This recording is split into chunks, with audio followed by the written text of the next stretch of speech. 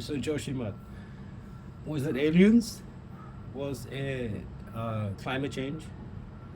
Was it the excessive roadworks operations being run for the benefit of the petrochemical parasites, the oil marketing companies? Obviously, because the Supreme Court has been misinformed about the availability of green fuel and the potential for these old drillers, diggers, and earth movers to use green fuel should be mandated strictly to use green fuel, otherwise cease work. Um, so let's break this down point by point. Obviously, we need a crop native to the Himalayan region, which has a fast and rapid growth cycle and lays down a deep taproot. And such a crop is native to India. It's called Indian hemp. None of the idiots in the media have touched upon that part of the subject. So we may as well talk about the alien aspect first, right? Am I right? All right. So the Himalayas or the Himalayan region is famously known as a hotbed of potential alien activity. Anyway, Joshimath, getting back to it, there's lots of evidence out there. You can Google it. I have. And it is quite possible that there was some sort of disaster in a secret alien base, which is a subterranean base under the Himalayas. There could have been an explosion. There could have been some kind of incident, event, which we don't know about, and obviously have not investigated that angle. And that could be one particular reason for the subsistence that the mainstream media has not, as of yet, touched upon. You will find, that, well, they don't get paid to cover that. What are the other potential causes? And we'll just discuss causes because that's all the media seems to be doing. Well, tell me how we can fix it. Am I right? Don't waste energy coming on TV screens. I mean, a judge is going to stop you guys someday, but you're wasting energy potential, just the action, the lights, the camera, the recording, the diesel generator sets you have in your broadcast stations. It's all a waste of energy if all you're going to do, each one of you, is state the damn obvious. That channel's doing it, that channel's doing it, he's saying the same thing, she's saying the same thing, they're sharing visuals. Why?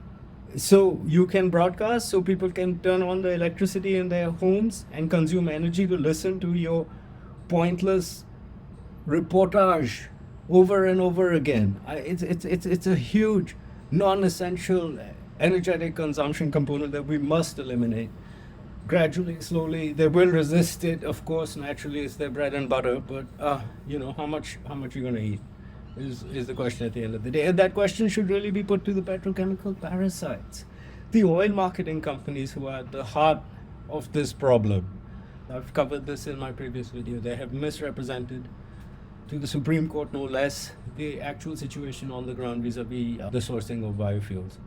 So that's a big part of this problem here, Joshimath. All right, if it wasn't aliens that caused the subsistence and soil erosion and landslide conditions, I can tell you what it was. It's the fact that about 100 years ago, the British government, the then British government, all right, wasn't this government's fault, certainly not. This is the best government we've ever had.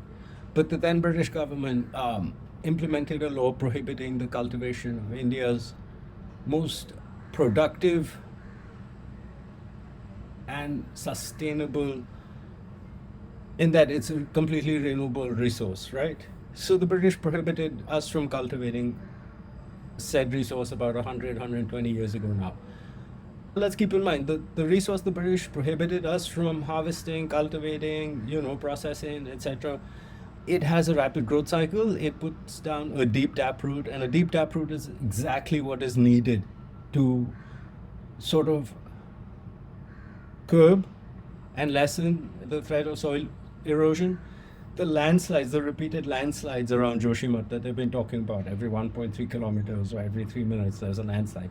Well, think about it, all right? It's happening all across India, actually, but think about it. You need a plant that is capable of a rapid growth cycle and deploying a deep taproot. And there's a plant exactly that does that, which is native to India, which is native to the Himalayan region, and it's simply just prohibited from cultivation. Now, Thailand has recently legalized cannabis in all its forms, I guess, And nobody is doing a statistical analysis of how many Indian tourists have been flying off to Thailand for a holiday.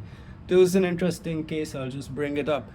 In Bihar, I think UP or wherever, that alcohol is prohibited, right? A few people boarded a flight from Delhi, and as they landed, they were arrested because the other passengers ratted on them and said these guys are boozed up, and so they've landed here inebriated. And since alcohol is prohibited here, they should be arrested, and they were. Well, I would say to the government, if you're not going to decriminalize hemp, at least start testing people who are arriving in from Thailand now that weed is legal over there, you know. Test them for cannabinoids, test them for THC, and arrest a lot of them that are returning. Why don't you? And here's some good news. THC lasts in the system for 80 days, so the immigration authority can actually go back to passengers arrived 80 days ago and give them a little drug test. It's not difficult. Do the COVID test on the side as you will. But, you know, I mean, equal. There should be some equal and logical application of law, you know, when it comes to things like this.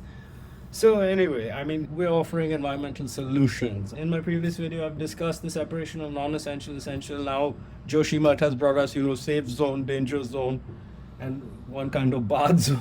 So I'm going to add that into my mind map, which you see in the previous video. Delhi AQI or IQ problem, what is it? Yeah. Anyway, that's a no-brainer. Agri-waste can be managed by bricketing the same, sending it to the coal plants. I've also covered this in my last video. So do share if you have some family in Joshimath, friends, relatives living in hill stations which are also crumbling, falling apart, or just Delhi in general, I guess. Subscribe. I will be putting up more content soon. Even more shocking that the courts are allowing the continued development of roads and things in that area. Clearly, those equipments are using kerosene, diesel, adulterated fuel supplied to them by the petrochemical parasites for profit.